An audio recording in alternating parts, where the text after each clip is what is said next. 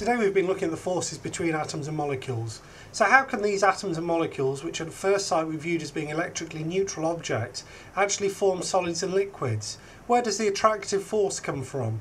What happens when you blend the attractive force that must be there with the repulsive force that arises from electrostatic interactions? What can we learn from there? We saw that indeed there is the electrostatic force, and this gives rise to very short range repulsion. At longer distances, dipole-dipole interaction enables a long distance attractive force to be formed. We've seen that the combination of these forces together gives rise to a force diagram where the force is on the atom or molecule is zero when it's at its equilibrium separation.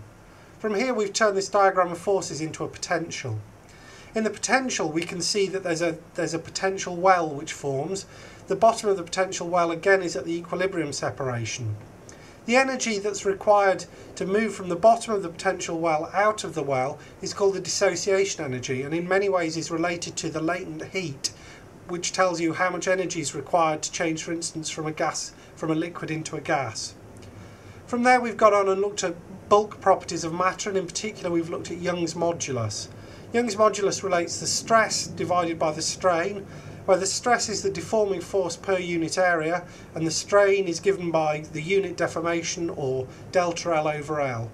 We've seen that from Young's modulus we can look at what happens when you start stretching a piece of material, and we move from an elastic zone through at the yield point. We start to reach a region of permanent deformation until eventually the rupture strength of the material is reached and the material parts. We can perform some simple calculations. So for example, we can show that a 1 metre long steel wire only stretches for 1.25 millimetres before its yield point is reached. Finally, we went on and looked at the storing energy in elastic processes, and we looked at the elastic stored energy. We arrived at an expression for that by du equals F dl. If you integrate F with respect to L, then you can find an expression for the stored elastic energy, which in the linear region is given by a half E, which is Young's modulus, multiplied by the area, divided by the length, multiplied by the extension length squared. Okay, this again is quite similar and relates back to the ideas of Hooke's law, where in Hooke's law, if you remember, there is always a force that's directly proportional to the extension, and you can show the energy goes as the extension squared. So there are many similarities here between what you've learnt in basic physics and what we know by looking at the behaviour of the individual atoms and molecules themselves again, and considering those within a framework which we've defined in terms of forces and in terms of energy potentials.